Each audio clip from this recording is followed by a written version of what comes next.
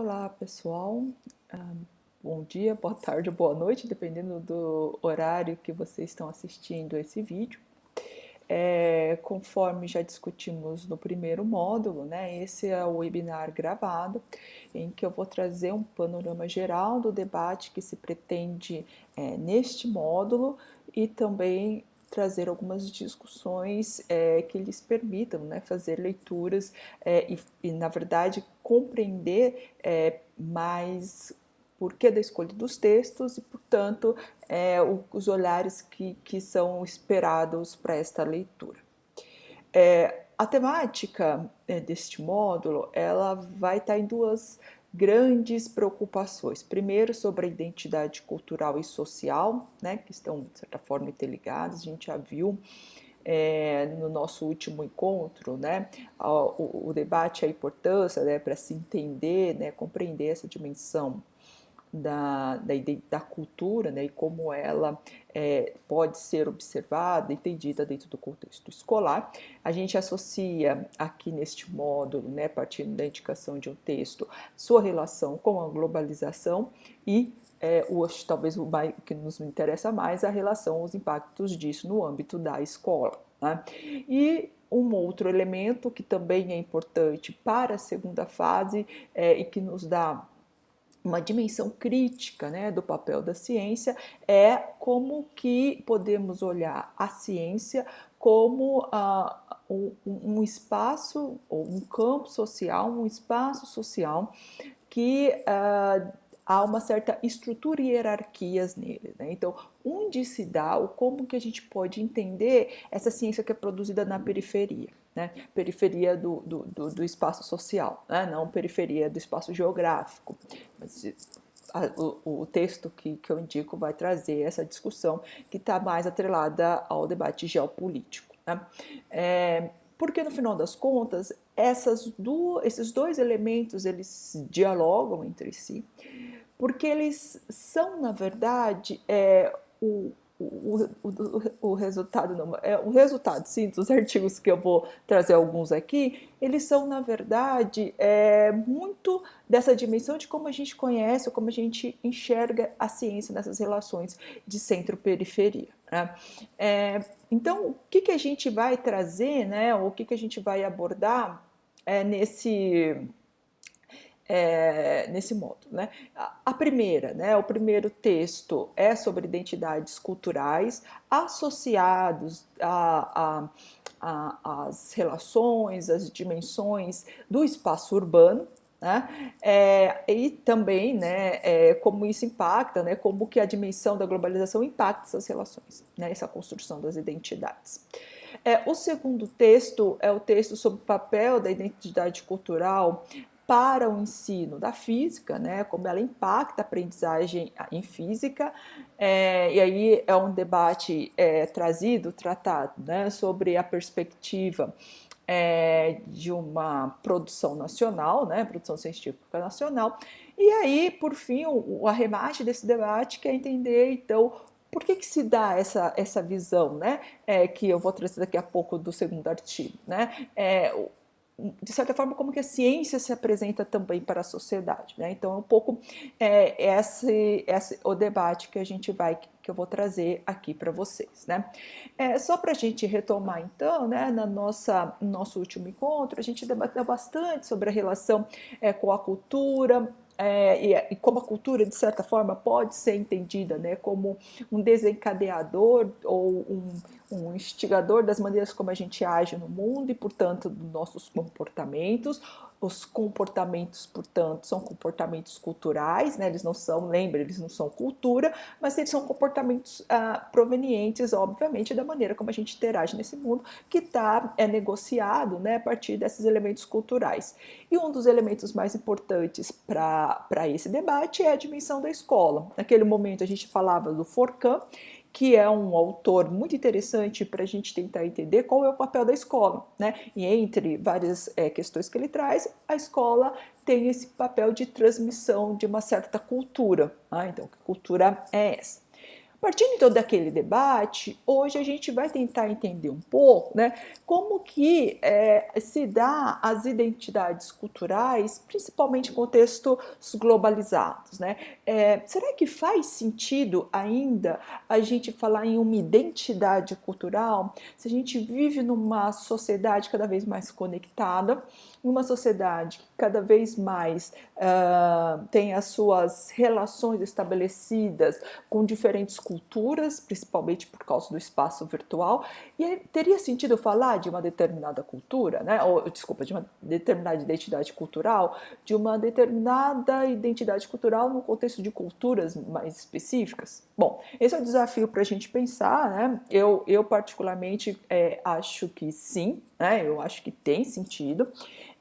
Porque o conceito, no final das contas, que traz, ou que nos traz a refletir, né, nos faz refletir sobre a identidade cultural, na verdade, reconhecer elementos que nos fazem diferentes ou distintos, né, ou que alguns momentos se afastam de outros comportamentos ou de outras maneiras de enxergar o mundo devido, obviamente, à cultura da qual a gente está imerso, né? E aí a questão que se traz, né? E agora eu vou aqui debater um pouco o desenvolvimento da identidade cultural, né? E o grande debate que se faz então, né, é como que nós construímos nossa identidade, né? Se é possível de certa forma, né, que os sujeitos sejam determinados por alguns elementos, comportamentos, artefatos, simbologias, né? Esse debate ele ficou muito mais marcante na psicologia social, né? E ao longo do tempo ele foi sendo incorporado em outras áreas, né? A identidade cultural, portanto, ela é uma somatória dos diferentes elementos que vão nos definir, né? E o professor Ivan Gugel, que é o coautor desse artigo, ele fala que é como se fossem etiquetas, né?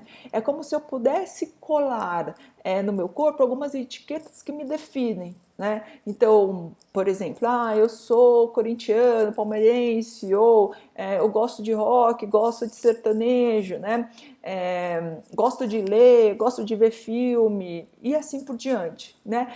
Os elementos, de certa forma, que nos definem como sujeitos característicos, né, de uma determinada cultura e, ao mesmo tempo, né, indivíduos que a gente pode reconhecer como indivíduos da sua própria identidade, porque são distintos dos colegas, mesmo vivendo dessa mesma cultura, né? Esses, portanto, são elementos reconhecidos ou de uma maneira mais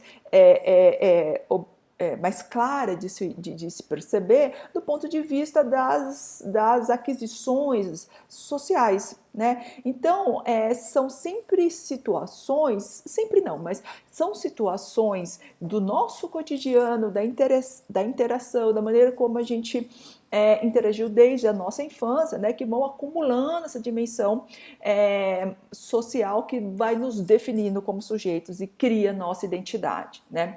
Então, talvez a grande questão que a gente coloca, né, e que eu acho que é mais desafiante do ponto de vista técnico, né, é como que então a gente consegue desenvolver uma identidade cultural na sala de aula, né? Nossa preocupação é sala de aula, mas a gente poderia falar em outros espaços, né? Como que a gente pode observar essas diferentes etiquetas, né, e falar essa combina ou essa não combina, né? Como que essas etiquetas que a gente coloca em nós mesmos, daquelas que nos combinam, a gente consegue criar dentro do contexto escolar algumas etiquetas que possam combinar com todos, né? Que etiqueta é essa, né? E por que alguns alunos no contexto já estou caminhando, obviamente, para o contexto escolar, porque é o nosso interesse maior, né? Mas como os alunos, né, que têm uma reflexão, né, e que buscam, de certa forma, se agregar a um grupo, né? Por que ele não consegue se enxergar ou colar uma etiqueta específica, né? Por exemplo, uma etiqueta da ciência, né? Que é o que a gente vai debater aqui, né? Então, porque um dos debates, mas que não deixa de ser também um pouco senso comum, é que a gente forma grupos, né? E que formar grupos, né, de certa forma, implica excluir, né? Porque são aqueles que se pertencem, aqueles que pertencem ao tal espaço e que, portanto, se reconhece ali como iguais ou próximos, né? Então, se a gente pensar, por exemplo, no Brasil, né, qual é a etiqueta que todo brasileiro quando alguém fala brasileiro, né, você lembra de alguma coisa, né? Então a gente tem algumas etiquetas que nos definem, né? O futebol acho que é uma coisa muito marcante, né? O samba, o carnaval é uma coisa marcante, né? Então as pessoas vão definindo vão criando, né, uma certa identidade cultural que a gente leva, né? Leva para a vida, enfim. Mas eu não gosto de samba, não gosto de futebol. É interessante a gente perceber como essas identidades, elas são identidades, na verdade, que nem sempre combinam com a gente, mas são fruto de uma determinada cultura da onde a gente veio.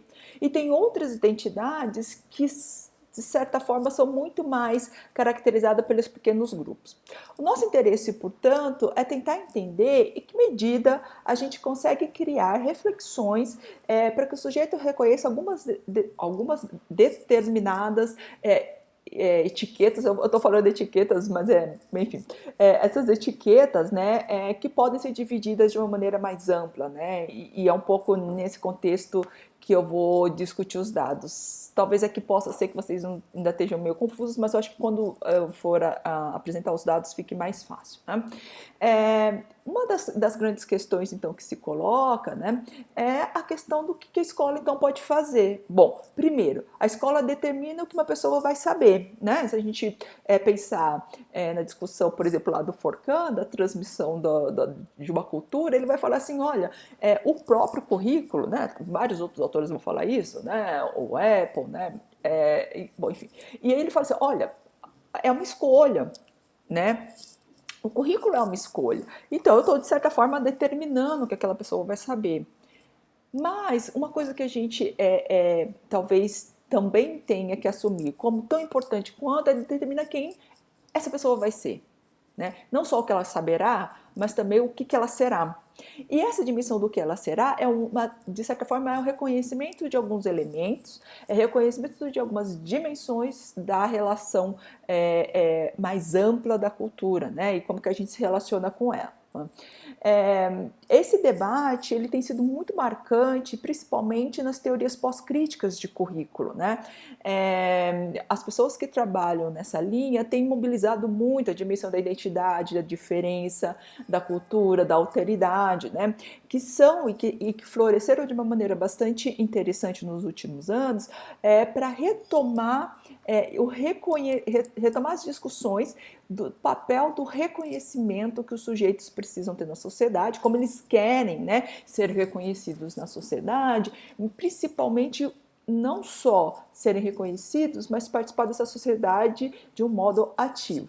E essas dimensões implicam, por exemplo, entender as diferenças, né? E, portanto, discutir a questão da desigualdade, da inclusão e da justiça social, né? Mas reflete também um certo olhar para reconhecer esses diferentes elementos que vão definir a identidade cultural dos sujeitos e, portanto, entender que talvez a gente não tenha algumas etiquetas, não implica necessariamente que a etiqueta do outro é pior ou melhor. Né? Para o ensino de ciências, que obviamente é a área que alguns eu e alguns alunos meus, e também esse trabalho que eu estou apresentando para vocês, foca, né, na área de ensino de ciências, mas vocês que são de outras áreas vão reconhecer essas discussões também, porque elas servem, né, elas são elementos bastante marcantes para outras discussões. Então, para o ensino de ciências, nesse caso, né, começou-se a discutir, né, alguns elementos para além do saber específico, né, que pudesse nos ajudar, né, ajudar os professores de ciências a pensar como que a gente faz para engajar os alunos nas aulas de física, química ou biologia, ciências da natureza, né? E aí, as questões que se fizeram, né, nesse contexto foram, por exemplo, lidar com os valores, né, quais são os valores, né, e como se define essa identidade desse espaço social que é o ensino de ciência, ou a ciência em si, né, a ciência da natureza em si, né. E uma das questões, e por causa desses elementos sociais, e como eles influenciavam, inclusive, o desempenho, né, dos alunos no contexto escolar, começou-se a debater, então, será que existe alguns elementos dessa identidade cultural que pode, né, se valorizar, também pode desvalorizar o aluno? Bom, há vários trabalhos sobre isso. Tem um muito interessante da Calabrese Barton, que ela vai falar, por exemplo, né, de uma prova feita nos Estados Unidos, em que havia uma sala de aula alunos brancos e negros, e a prova era uma prova que inicialmente eles falaram assim, olha, essa prova é uma prova só inicial, para a gente mais ou menos saber qual é o nível do conhecimento específico de vocês, não vale nada. E aí o resultado estatisticamente era irrelevante em termos de pontuação dos alunos brancos e negros, né? E depois eles aplicaram novamente a prova com outros grupos, né? E dizia assim, olha, essa prova é para avaliar conhecimento, o quanto que vocês sabem sobre essa temática. E todos os resultados obtidos nesse contexto foram que os alunos brancos sempre tiravam notas muito maiores, né, ou tinha pontuação maior do que os negros, né? Por quê? Porque, de certa forma, tinha um impacto desse reconhecimento de quem sabe ou não sabe ciência de um elemento social. Né? Então, esse é, por exemplo, um exemplo em que a gente considera um exemplo interessante para ver por que talvez a gente não leve, né, pensando e dialogando com os meninos negros desse trabalho, por que talvez a gente não leva essa etiqueta com a gente, né? Os nossos alunos não levam essa etiqueta, né? Bom, no nosso caso, o que é essa etiqueta? Né? Gostar de ciência, ser interessado por ciência, né? E como essa etiqueta ela combina com a palavra brasileiro, né? Será que da MET, né? Será que essa etiqueta específica, né? Cientista e ao mesmo tempo a etiqueta brasileiro parecem ser coisas impossíveis de se colar, né, na nossa cultura, né? E esse é um desafio muito interessante, uma pergunta bastante rica, porque no final das contas de certa forma quebrar os estereótipos, né, que vocês com certeza já viram em muitos debates, né, mas principalmente criar vínculos identitários dos nossos alunos, né? Então promover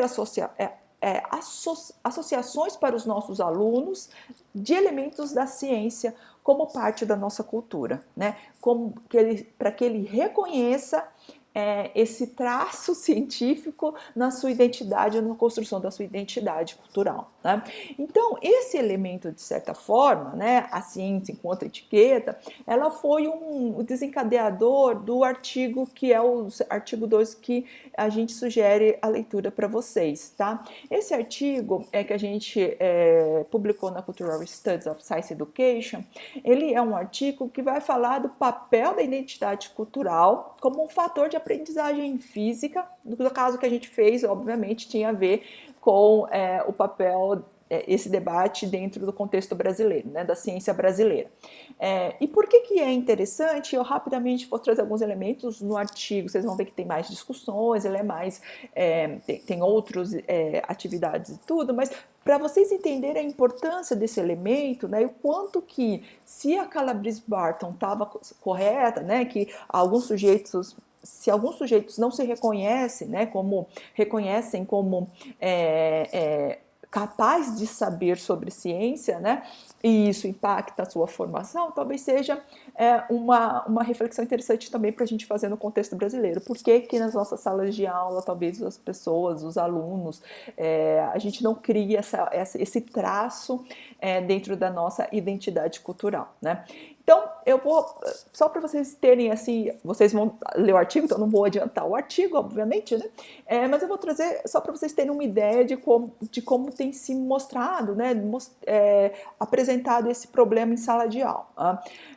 A relação ciência-nacionalidade é essa preocupação que nos move, mas poderia ser também sociologia, nacionalidade, história e nacionalidade, podia ser arte e nacionalidade.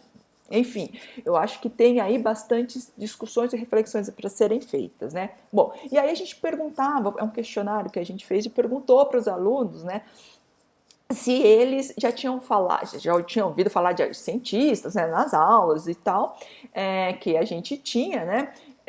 E quais, né, para citar alguns que eles consideravam, né, que contribuíram para o desenvolvimento da ciência, né? E aí o que a gente observa de respostas desses alunos, e que eu acho que não é muito novo, né? Inclusive que eu acho para vocês, o Einstein, né? Que eu acho que talvez seja essa figura social muito importante, né? Não só em termos da ciência, mas também de outras discussões que dialogam com dimensões mais amplas da sociedade. Aristóteles e Newton, né, que eu acho que também dentro da ciência, né, aparece muito, Galileu, Darwin, o Dalton, Thomson, Rutherford, nesse caso específico eram alunos do terceiro ano do ensino médio, então eles estavam aí começando a discutir física moderna também. Bom, mas o que chama atenção, ou o que chamou a atenção da gente foi que não aparecia, né, não apareceu nenhum, e a gente já esperava um pouco isso, né, eu acho que é meio eu não vou dizer que é normal, mas é meio repetitivo, né? Essa maneira de olhar a ciência. E aí a gente, de certa forma, não ficou tão surpreso, né? Bom, e aí fazer uma outra pergunta que era: você conhece algum cientista brasileiro, né, que realizou alguma uma importante contribuição para a ciência, né? E aí a coisa ficava um pouco mais complexa, né? Então 45% disse que não conhecia nenhum, 43% disse que conhecia o Santos Dumont, que tem uma discussão aí se ele pode ser considerado um cientista na perspectiva, por exemplo, dos outros nomes que foram dados, ou se ele é um inventor. Bem, o Marcelo Gleiser, inclusive, na época fazia um programa no Fantástico. Então, era um dado que tinha a ver também com essa dimensão da mídia, né, do contato que os alunos tinham com esse cientista, né? E o Marcos Pontes, que na época estava sendo bastante discutido, né, a ida dele, né, na NASA, enfim. Então ele também apareceu ali, mas com 2% ainda também bastante pequeno, né, isso percentualmente, né?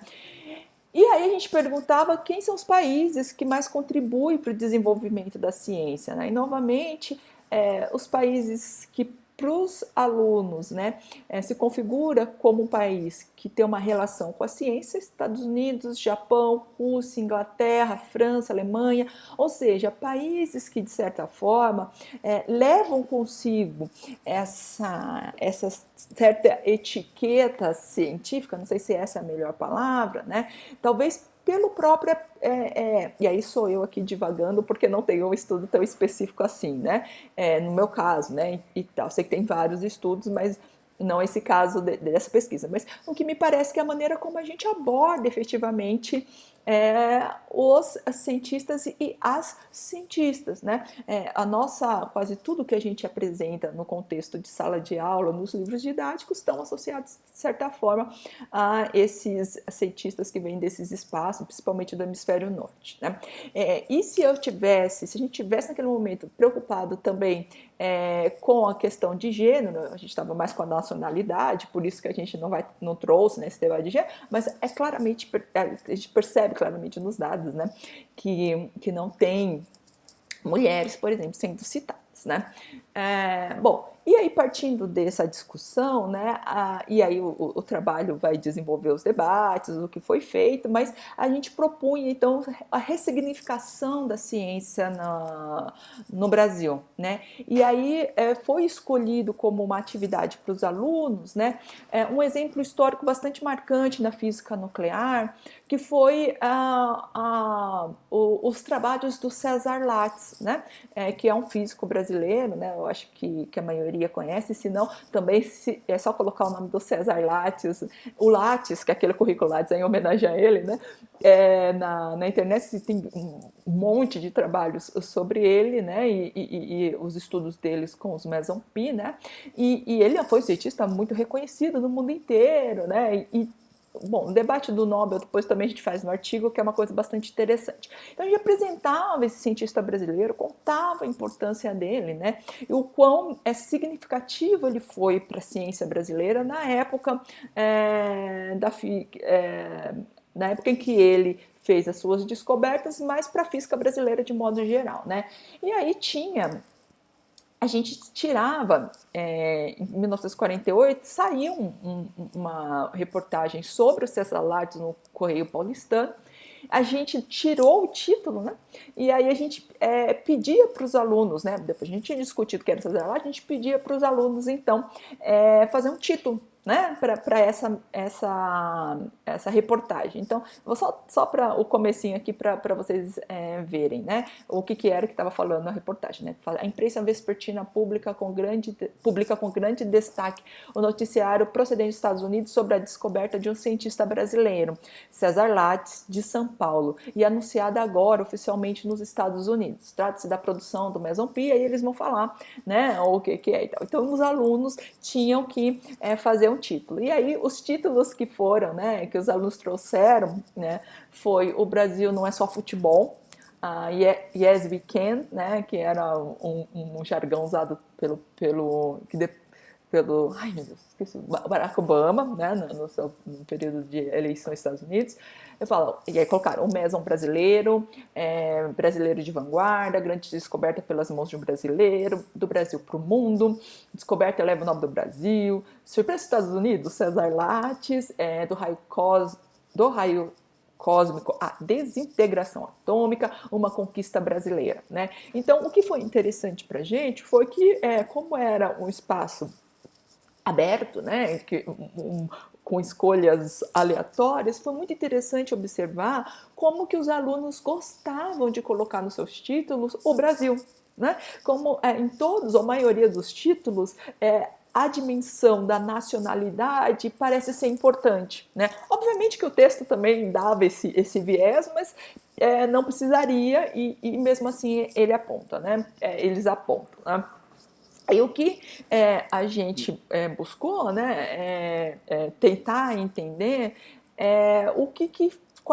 foram outras atividades, obviamente que eu não vou ficar aqui falando todas porque vocês vão ler o artigo, mas se a gente conseguiu, de certa forma, depois que a gente fez todas essas atividades, eles também visitaram o Pelletro, né, que é o acelerador de partículas aqui na USP, e aí se eles conseguiam, né, se a gente tinha, de certa forma, instigado alguma reflexão deles sobre essa discussão, né, o que posso fazer por você? A Siri tá falando comigo, desculpa, gente. E aí eles apontaram, né, de uma maneira muito interessante, né, o quanto que eles nunca imaginariam que teria, né, que a gente teria um cientista né, da envergadura do César Lattes, né, e outros, né, que depois a gente foi debatendo ao longo do curso. Tá? Por outro lado, né, ainda que seja muito interessante esse elemento, ele também trouxe outras reflexões, né, para a gente fazer, que foi, por exemplo, os alunos, em alguns discursos, dizer, olha, mas ele só fez isso, só descobriu porque ele estava lá utilizando a tecnologia dos Estados Unidos, né, porque se aqui no Brasil ele jamais iria conseguir. Né? E era interessante essa discussão, porque, de certa forma, é verdade. Né? O César Lattes, quando ele vai para os Estados Unidos, ele vai trabalhar num laboratório e já está contado lá, tá chata, né? Fica contando de novo. Mas ele que enxerga, ele consegue enxergar enxergar, né, de maneira teórica aquilo que para os físicos da época que estavam naquele laboratório era um dado sujo. Né? Então ele quem consegue, ele olha e fala, não, isso aqui a gente está produzindo, vocês estão produzindo o meson-pi em laboratório, né? Então essa é uma discussão bastante interessante, mas obviamente que ela tem seus limites como qualquer outro, né? Mas é um debate para propor reflexões, e a gente faz isso no trabalho, né? Propor reflexões, né? Que nos levem, né, a pensar essa dimensão da identidade cultural. Bom, então esse é um pouco o panorama geral, né, da importância que eu quero agora amarrar com os dois outros textos, né? Porque no final das contas, essa identidade científica que a gente esperava, mas que a gente podia colocar identidade brasileira sociológica, identidade brasileira da, sei lá, filosófica, a gente poderia colocar qualquer outra área do saber que a gente tem interesse, ela é importante porque ela dá um sentido novo, de certa forma, um outro sentido para o reconhecimento, para o reconhecimento e para o entendimento de que o Brasil é um espaço de produção de conhecimento. Né? Eu acho que é um pouco isso que a gente coloca. Né? Mas essa constituição da identidade, obviamente, não é feita só na escola, ela é feita no mundo, né? E o desafio posto, que eu trago aquela pergunta, então, em tempos de globalização, tem sentido falar dessa, como os sujeitos criam essa identidade, né? Baseados, então, né, nesse processo de interação o tempo todo, de conhecimentos amplos, né? De reconhecimentos culturais amplos, né? Então, isso também vai trazer um pouco o debate do texto sobre globalização, né, e aquisição da identidade cultural urbana, né? E por outro lado, entender então que ciência é essa, né? Então, por que os alunos, né, nesse caso específico, não estou falando que é todos os alunos, não estou aqui generalizando, mas nos instiga a pensar, né, o quão socialmente está apresentar a ciência nacional para a sociedade, para os alunos, né, e para nós mesmos, eu acho. Né? Então, essa ciência é uma ciência que está dentro do debate das políticas, dos contextos, né, da geopolítica. Né? E aí entra a ideia de periferia e semiperiferia como uma forma de enxergar essa dimensão de uma maneira que não só recaia no debate do tipo de divulgação científica é importante, todo mundo vai reconhecer a ciência, né, nacional, se a gente fizer isso ou aquilo. É um modelo mais complexo, mas eu acho que é interessante, né, a gente abordar todos esses aspectos. Né? Bom, feito isso, né, tem o trabalho atividade 1 depois, no próximo bloco, né, que tenta dar um fechamento, para a gente poder depois falar, bom, diante desses desafios, como é que a gente coloca essa dimensão da questão ambiental? E aí a gente entra especificamente em autores que são autores que debatem, que estão preocupados com esses elementos, da questão ambiental como Morin, né? A educação baseada, né, educação freiriana, né, baseada também no debate sobre a complexidade do Morin, e aí a gente vai ter, inclusive, eu pedi para a professora Gisele nos ajudar nessa tarefa, ela é especialista nisso, né? Então ela também vai participar de um webinar com a gente para discutir isso em breve. Bom, então é isso. Eu espero que eu não tenha me alongado muito e eu desejo a todos uma excelente leitura. Estou disponível, assim como os tutores. Mandem e-mail se tiverem dúvidas, que eu vou ter o maior prazer em conversar com vocês. Tá? Então, até mais.